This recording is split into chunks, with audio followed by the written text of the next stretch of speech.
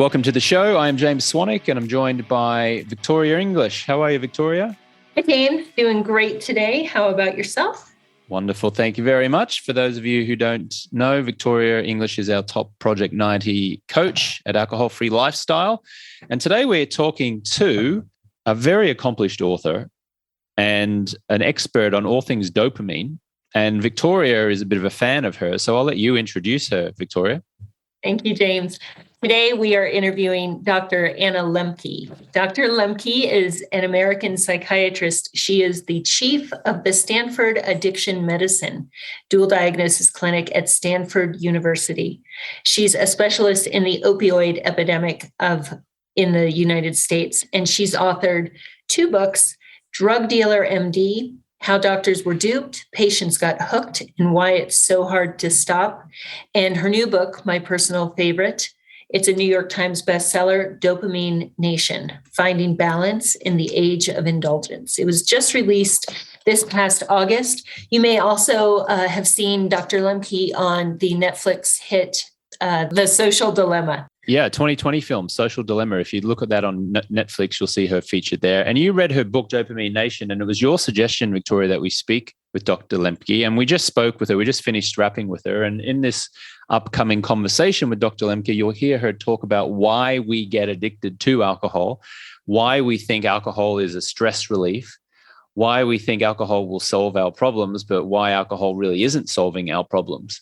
Dr. Lembke also reveals the amount of time that she believes it takes in order for someone to reset the dopamine in their brain, to overcome not necessarily addiction to alcohol, but maybe, overcome their habitual need for alcohol, whether that be on occasion or all the time. And she talks a lot about what we can do to overcome our cravings, alcohol cravings. When you get a craving, what do? And how do you reduce the frequency of the cravings, and how do you eliminate them ultimately? What drew you so much to reading her book and wanting to get her on the show, Victoria? When people hear the word addiction, there's an emotional response. They want to automatically decide, I do or I don't fit the profile of someone, quote, addicted. And what Dr. Lembke teaches us is that this is a spectrum, and addiction can wear lots of different shirts. It can be food, social media, alcohol, drugs, porn, gambling, shopping. And what I liked that she shares is that what your shirt looks like and what my shirt looks like may be very different things. So my shirt read alcohol. Other people's reads shopping. Shopping doesn't appeal to me that much, just like they look at me and say, well, why can't you just have one? So it's just an awareness and being able to look at this with self-compassion and curiosity instead of deciding, do I check that box? Do I have a, quote, problem? And to just learn about it and understand that ultimately this is about just living an intentional, happy life. It's not about, do I check that box? I just love her approach, and I think it's something that's suitable for everyone. Great. So we're about to hit play on this conversation with Dr. Anna Lembke. Just before we do that, if you'd like to join us in our private Facebook group where you can get tools to reduce alcohol, nutrition, tips, engage in a community, you can go to alcoholfreelifestyle.com/Facebook. If you consider yourself a business owner or an entrepreneur or a high performer, and you would like to abstain from alcohol for at least 90 days, but probably longer, well, I'll invite you to go longer, and you feel ready to do that and you'd like some support and accountability, then you're welcome to speak to Victoria on a 15-minute phone call. You can go to alcoholfreelifestyle.com/schedule, and there is a link in the description down below, in the description of this podcast down below. What else can I tell you? Oh, our YouTube channel is firing. You can go to alcoholfreelifestyle.com/YouTube. And just a personal plug as well, my TikTok seems to be humming now. I got about 800,000 views on a video that I recorded that said alcohol is shit. I wrote it on a little whiteboard and I put it on my selfie video and uploaded it to TikTok, and it seems to have gone viral. And if you'd like to have a little chuckle and see 75% of the comments smashing me and abusing me and telling me I'm an idiot, then I invite you to go over to my TikTok, which is at James Swanwick. It's so funny, human beings, isn't it? I write something about alcohol and people get so triggered. Well, yeah, it triggers an emotional response. Like, wow, that's really important that you have us think that alcohol is not shit, isn't it, sir? The posters, the commenters. Yeah. Interesting. Well, what I like though is let me just pull it up here. How many comments have I had on that video?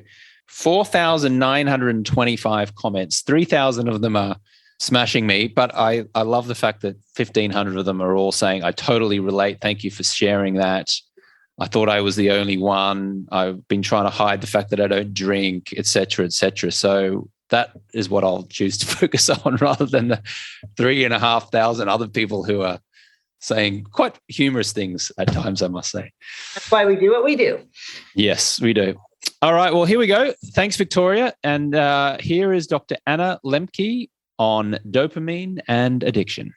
Dr. Lembke, thank you for being here today. As a personal fan of yours, I said earlier, if you were on tour and I could be a groupie, I would be. Okay. I appreciate your research and for bringing it to us in understandable terms for those who are just simply interested in this emerging field, and for people like myself who have struggled with addiction, in my case, alcohol. So thank you for being here today. Oh my goodness. I'm happy to be here. Thank you for having me. Yes, I know that your message will resonate with many of our listeners. You know, addiction is such a stigmatized word. And in my own experience, as I realized that something was not right with my drinking, alcohol was not delivering on its promises like it used to. I was experiencing issues, many of those issues at 3 a.m. when I would wake up saying, wait, I wasn't going to drink that much again. And like many of our listeners, I would Google, am I an alcoholic? Yeah. And when I started that Google search years ago, I checked maybe 3 out of the 10 boxes. Mm-hmm. So I would say, I'm fine. I don't qualify. 6 months later, I'd check 4. Well, down the road, when I finally did begin to address this in my little feeble way, I was checking about 8 out of 10. Mm-hmm. Yet I still questioned, is this really a problem? Do I fit the mold? Mm-hmm. There weren't people out there in the world that I thought looked like me. I can't be an alcoholic. Mm-hmm. I have a job, I have a family. And so part of our mission here is to destigmatize the word addiction. Take away those qualifying factors. Do you fit this label? And simply ask yourself, is alcohol serving you? Is it making your life better the way it promises? And in your research, you talk about addiction of all sorts, many of which many people have never even considered could be an addiction. Mm-hmm. Mm-hmm. And our goal in our work, we focus on alcohol, but it's a great message to just talk about what is addiction and when is it a time to start asking yourself, does my fill in the blank serve me? Alcohol, social media, smartphone, shopping, food, processed food. Can you expand on that a little bit for us? Yeah. Well, I mean, I define addiction as the continued compulsive use of a substance or behavior despite harm to self and or others.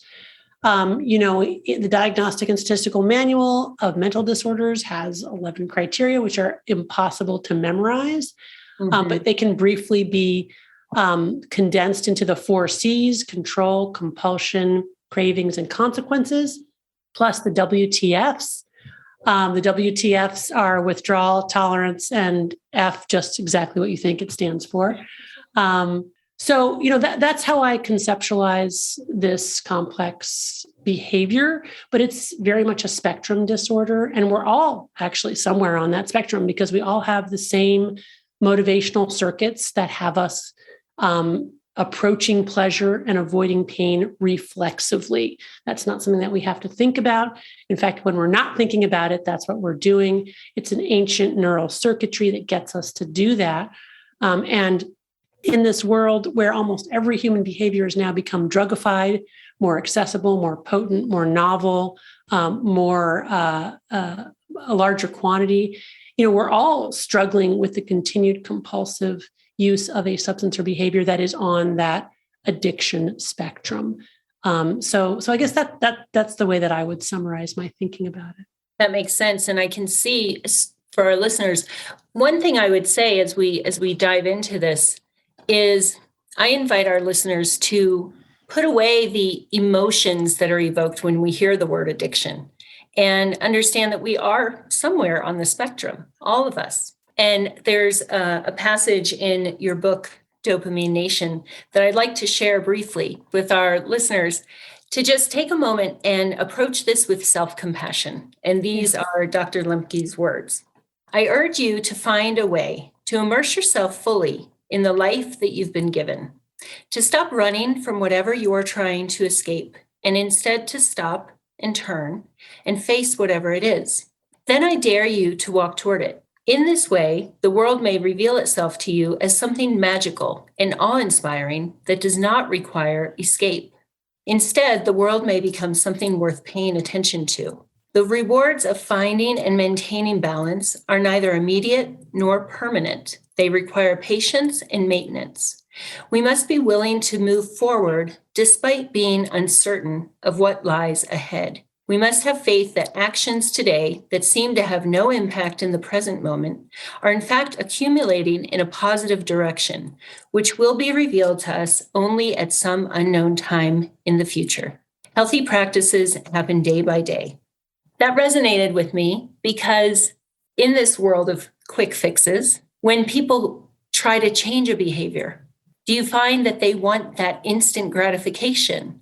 And why is it important to understand that this sort of change may require a little bit of pain, but it's worth it? What is happening in the brain when we are getting this unnatural hit of pleasure? And why is it so impossible to tolerate the discomfort when we try to take a break? Yeah, great question. And thanks for reading that passage from Dopamine Nation, which kind of, it's interesting to hear somebody else read it aloud. It does sort of nicely summarize my philosophy of life, really, and the ways in which, we are all sort of wanting to experience non-being, which is that we'd like to have a break from being in our own heads for a while. And so naturally, substances and other addictive phenomena, can provide that temporarily. The problem is that over time, they stop working, and then they can even do the opposite of what we're looking for. Mm-hmm. So the key is to really not turn away from our lives, but to dive deeply into it, the way you might think of a Georgia O'Keeffe painting where she goes closer and closer into the flower until the flower becomes something else. Yeah. And I've really found that to be, a sort of a key secret, let's say, to a fulfilling existence that gives us that intensity plus that escape that we all kind of need. That's kind of a deep dive. In terms of, what's happening in the brain, why it is that our drug stops working, why it can even turn on us. In order to understand that, it's essential to understand that one of the most interesting findings in neuroscience in the last 100 years or so is that pleasure and pain are co-located. So the same parts of the brain that process pleasure also process pain, and they work like opposite sides of a balance, like a beam on a central fulcrum. So when we do something that's pleasurable to us, our balance tilts to the side of pleasure. We get a release of dopamine, the pleasure neurotransmitter in the reward circuits of our brain, and it feels good. But we don't get to feel good for very long because one of the overarching rules governing that balance is that it wants to remain level or restore what neuroscientists call homeostasis. And the way that it restores homeostasis is first by tilting an equal and opposite amount to the side of pain. That's the come down, the after effect, the hangover. And I often imagine that as these neuroadaptation gremlins hopping on the pain side of the balance to bring it a level, but they like it there, so they stay on until it's tilted to the side of pain. If I wait long enough, they hop off and homeostasis is restored. But of course, there's a natural tendency to want to experience pleasure again. So we reach for that thing that worked the first time. Yes. And that brings us to the second rule of the balance, which is with repeated exposure to the same or similar stimulus, that initial deviation to the side of pleasure gets weaker and shorter, but the after response gets stronger and longer. In other words, the balance remembers what we've seen before. Those gremlins once created never entirely go away. In fact, they multiply. And then if we then expose our brain to a similar hit, we get more and more gremlins hopping on the pain side of the balance to compensate. They eventually fill this whole room. And now we've changed our hedonic or joy set point. And we're walking around essentially with the balance tilted to the side of pain. Once we've done that, we've entered the addict brain, because when we get to that different tipping point or set point, now we need to use our drug not to feel good or get high, but just to level the balance and feel normal. And when we're not using, we're walking around experiencing the universal symptoms of withdrawal from any addictive substance, which are anxiety, irritability, insomnia, depression, and craving. Plus, our focus has narrowed on this one drug. Other things are no longer salient. And so we're essentially in a state that's very akin to a clinical depression or a clinical anxiety state, and it's become chronic. And we have the sensation that using our drug is self-medication, right? Because at least temporarily it gets us out of that place. But really all it's doing is contributing to more gremlins accumulating on that side of the balance. And that's the vicious cycle that I see so often. Patients will come in depressed, anxious, not able to sleep, not able to concentrate. They'll say, "Doc, can't you help me with this?" And of course, naturally, they're wanting a pill or they're wanting some kind of magic psychotherapy.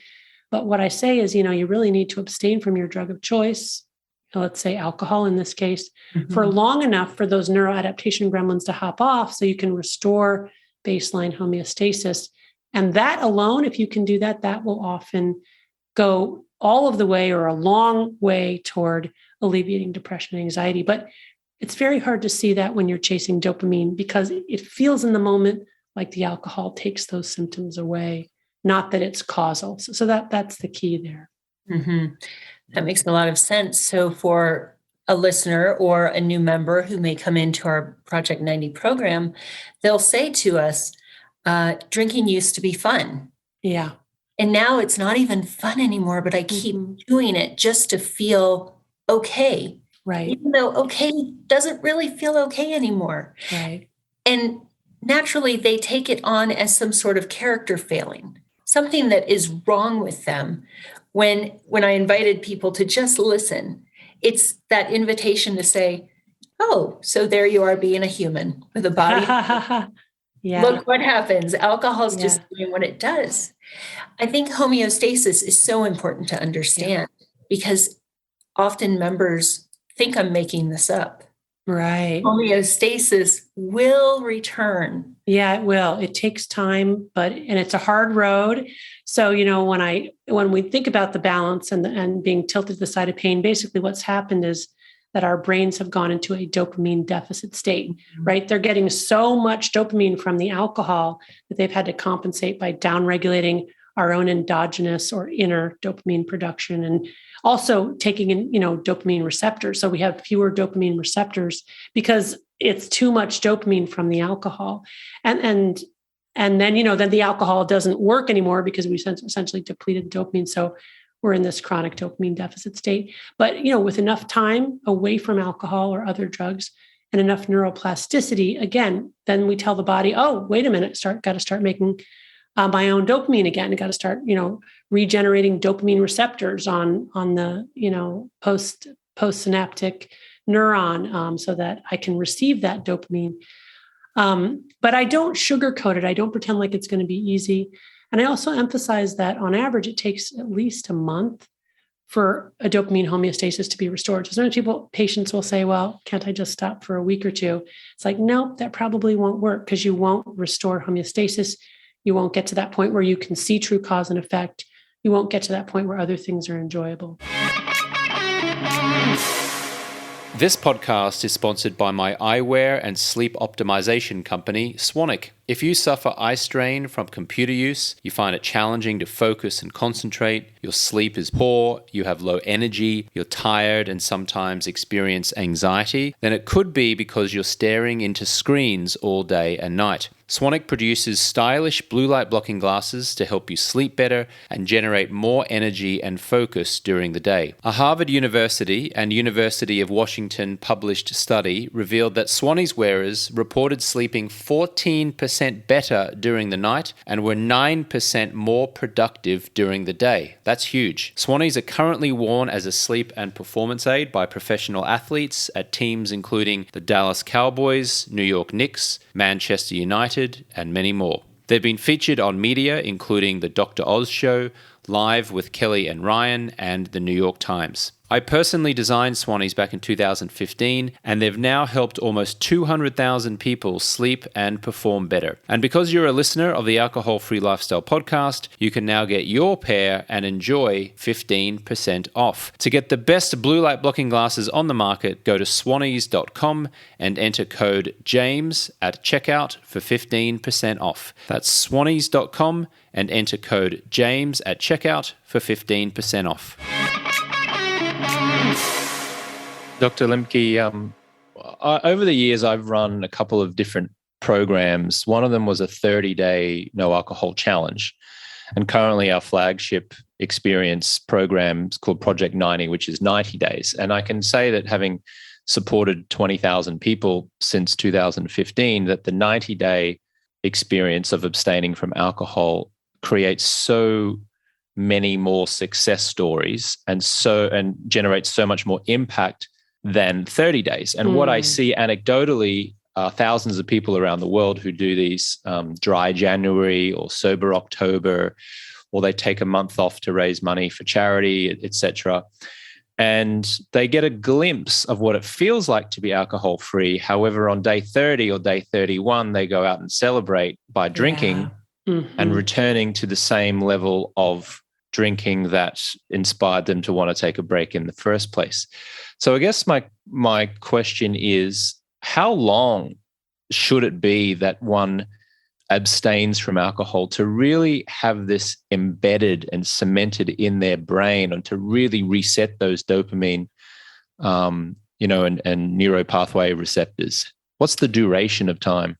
Yeah, well, I have a healthy respect for the large N that you just quoted, tens of thousands of people that you've run through your program comparing 30 to 90 days.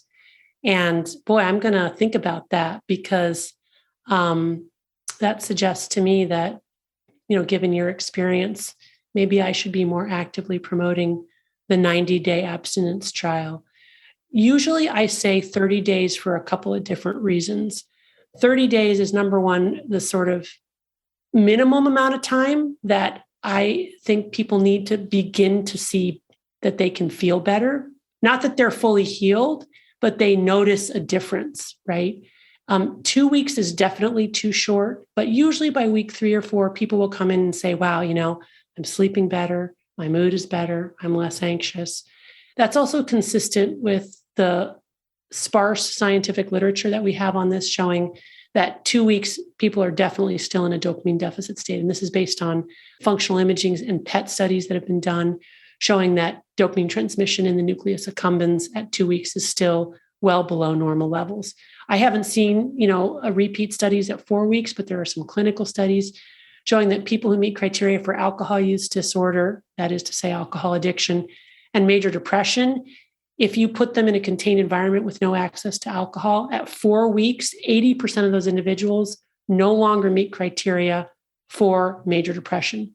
So in other words, with no other treatment, but just in a contained environment with no alcohol, the majority of them, 80%, see a resolution of major depressive episodes. So that's kind of what I've been going on, combined with this idea that 30 days is like an amount of time that most people can wrap their head around and they're receptive to. Now, when we get to 30 days and people are feeling better and they were able to do it, I'm the first one to hope that they'll want to do another 30 days.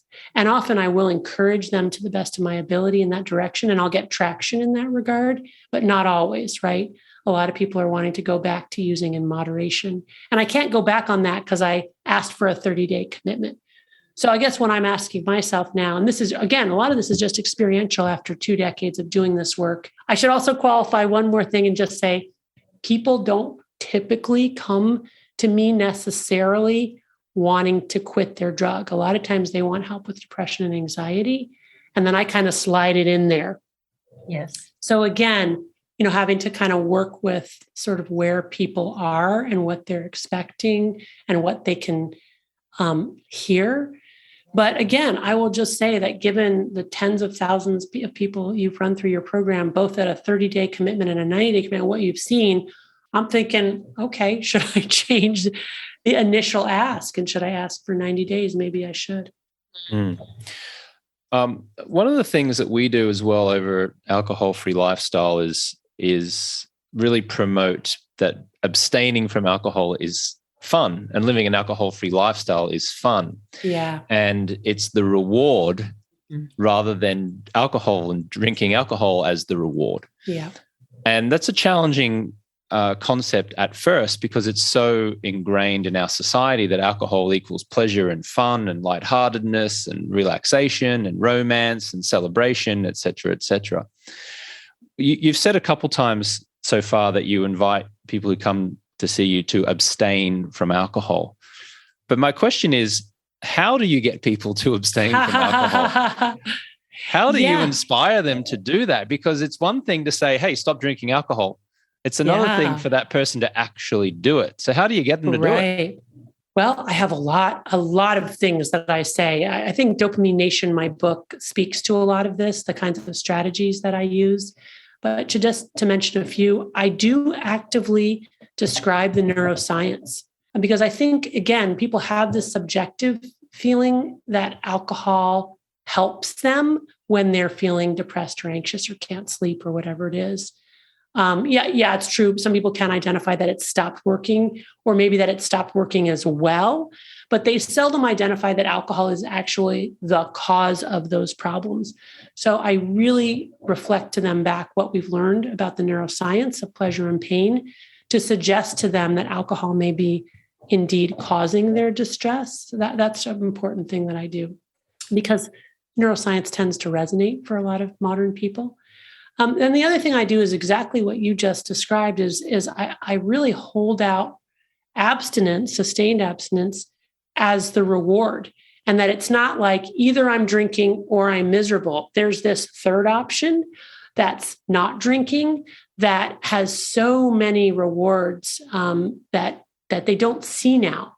But if they could get there, they would see it. And I talk about in my book the ways in which people who are in sustained recovery from addiction are modern day prophets for the rest of us. And I mean that quite literally, in that they have access to a wisdom about what the good life is in the modern world that we can all learn from, whether or not we have a drinking problem or a problem with addiction to any substance or behavior. There's real wisdom there that applies to everybody about what a meaningful, purposeful, rewarding, wonderful life looks like. And they made it to that, they got to that wisdom because they had to, because it was life or death for them. They didn't have a choice. But that's still wisdom, right? That's still a deep awareness of what makes for a good day, which makes for a good string of days, which makes for a good month, which makes for a good year, which makes for a good decade, which makes for a good life. Mm. We do not promote a 12-step type of recovery, I guess you would say, in what we do, Dr. Lembke. In fact, we do the exact opposite. We kind of shy away from that. Mm-hmm. And a lot of people who come to us for support to stop drinking come to us and they say, often there's a very common theme about what they say, which is, I don't want to go to AA. I went to AA and I hated it. I don't resonate with being an alcoholic. I was sitting in a dark, dingy room and it was awful. And I didn't relate to any of the people there. And so they left AA disheartened and continued on with their drinking, sometimes for many years or even decades, until they came and found us as an alternative. I've heard you speak publicly before that you support 12 Steps and AA and many of the things that they do. And I think I would say that I support their mission to help people to stop drinking. However, my personal view is that their methods are outdated and ineffective compared to a different way, which we would describe as empowering and positive and uplifting and fun. May I ask your views and thoughts on my views and thoughts on AA? Yeah. I love it. You're challenging me, and that's great. So I guess, to get to the heart of it, I guess I would say you and I disagree in the sense that I don't believe that AA's methods are outdated. What I do believe is that there are many ways to the top of the mountain, and that what works for one person may not work for another.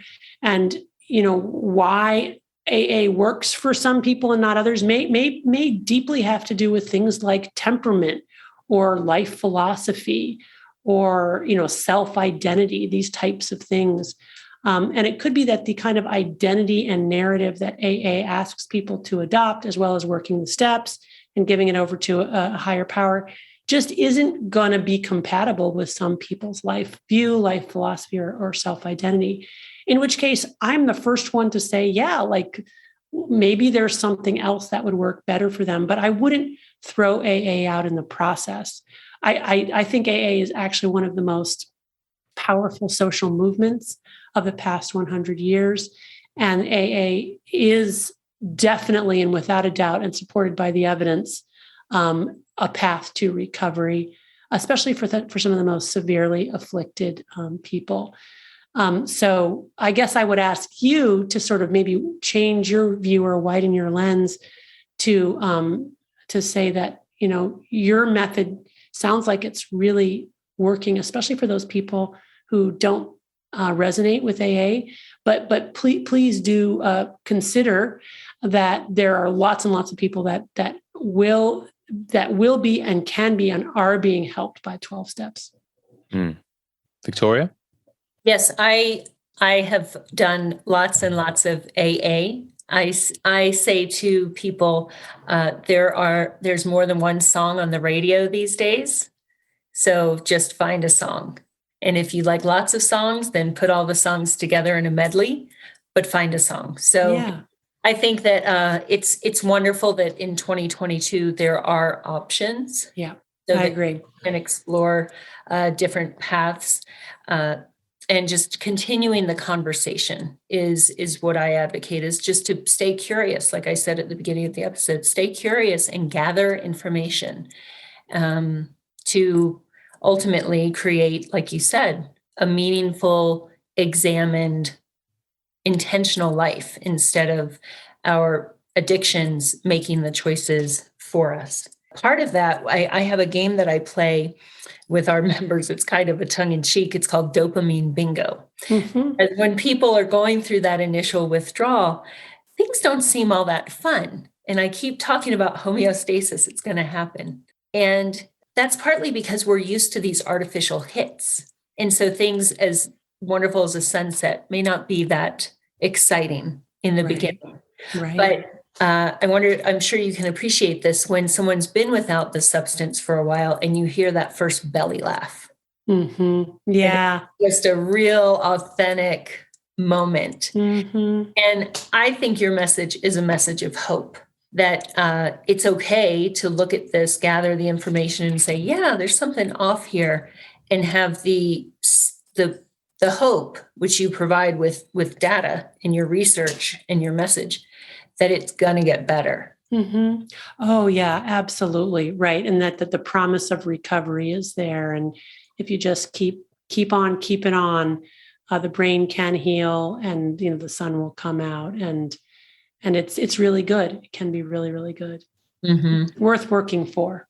May I ask, Dr. Lembke, why is alcohol in particular so stigmatized, more so than other addictions? Interesting. I guess I'm not sure that that's the case. And I wonder why you feel that alcohol is more stigmatized than other substances or behaviors. For example, I think that sex addiction is one of the most stigmatized addictions. Mm. When someone who doesn't drink goes out to a bar or a restaurant or spends time with their friends and they say, "Oh, I don't drink. I don't drink alcohol," there seems to be a pattern of their friends or their colleagues or the people who are present there of immediately thinking, oh, do you have a problem? Or that person has a problem. And so I guess, why is that the case, do you think? Whereas if someone was saying, oh, I'm taking cocaine, that's not such a big deal. It's almost like a kind of like, oh, okay. All right. It's probably not supported, but it's like, oh yeah, whatever. But yet I seem to have read I've read research that, the problems from alcohol are far greater than something like problems from cocaine, for example. So I'm just curious why you think alcohol is so, like it's the only drug where you have to justify not taking it. Right. I see what you're getting at. Okay. Well, yeah, I mean, that's to me directly related to the fact that alcohol is legal, right? So it's a drug that we've identified as safe, as socially normalized. It's used in so many social events. People depend on it. And in my experience, the people who push back when someone says, I don't drink or no, thank you, are very often people who themselves are struggling with some kind of drinking problem, and so are made uncomfortable when other people are not drinking. And there's this whole concept called normalization, where people who are drinking heavily tend to affiliate with other people who are drinking heavily in order to normalize their use, even if their use is unsafe, excessive, puts them in a 1% risk category, et cetera, et cetera. And I see that again and again. Clinically, I'll see, for example, Stanford students who will be drinking huge quantities. And that's normal for a college student. And be like, well, actually, the data show that 50% of college students in the United States don't drink any alcohol. And the amount you're drinking puts you in a 1% sliver of the pie. Because although the other 50% drink, they drink a lot less than you do. So it's this normalization concept. And then, in my clinical experience, most of the time people who, have problematic drinking who want to stop, they're really worried about what other people will say if they decline, and usually discover nobody cares.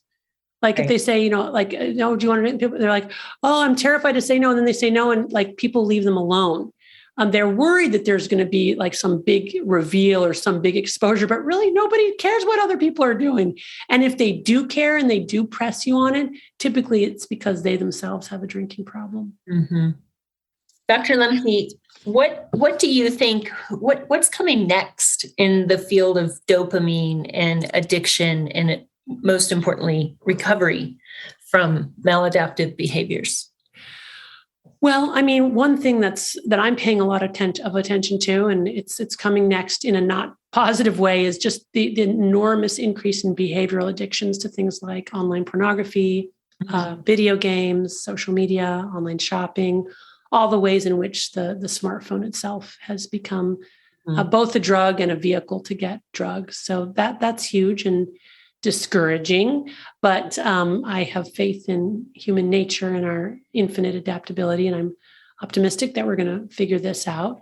In terms of treatments, I mean, one of the exciting things, actually, I think one of the most exciting things in addiction recovery is all of the great online mutual support groups that are popping up here, there, and everywhere. I mean, of course, the internet can be a source of exacerbation of many different forms of addiction, but it's also turning into this amazing network and potential communities for people who are trying to get in recovery in a variety of different ways, as you guys are living proof of, and are also finding really positive and healing communities online. So I'm excited about that. In terms of treatment, there aren't a whole lot of there's medications now to help treat addiction and help people moderate their use of alcohol, in addition to abstaining about alcohol, and that's exciting. And then there's new kinds of somatic therapies like transcranial magnetic stimulation that people are now actively researching to help people with a variety of substance use problems and helping them get into abstinence, remain abstinent. So those are some interesting frontiers. I'll give you a little drop of hope. I have 4 children. My youngest just turned 14 last week. And I had a proud mom moment after watching The Social Dilemma. Yeah. With her. She wrote a persuasive essay in 8th grade this year about the pros and cons of social media and teens. Wonderful. I thought that was so insightful. So you are impacting the younger generation. Oh, well, thank you for that. Well, I love is that she framed her essay as the pros and cons, right? Acknowledging there are good things about it and there are bad things about it. And I think that's a great way to have the discussion, right? To not totally vilify it one way or another, but acknowledge that there is a dark side and that some people are going to be more vulnerable to that than others. And I think this concept of drug of choice is really important and often ignored, that, what tips your boundless side of pleasure may not tip mine. Mm-hmm. As I write about in Dopamine Nation, like alcohol and other substances have never really done much for me. But boy, some online content and romance novels, I found my drug of choice. So, so that's the challenge. That's the challenge. I call it, what color is your shirt? Yeah, there you go. Said alcohol, yours said romance novels.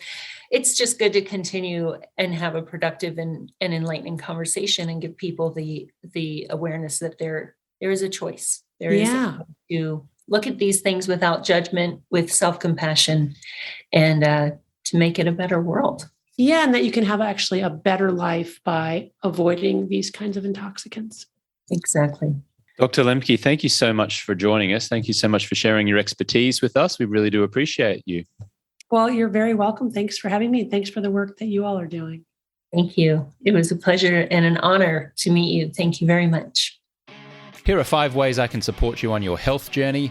Number 1, the Better AF group support. You can go to alcoholfreelifestyle.com/betteraf.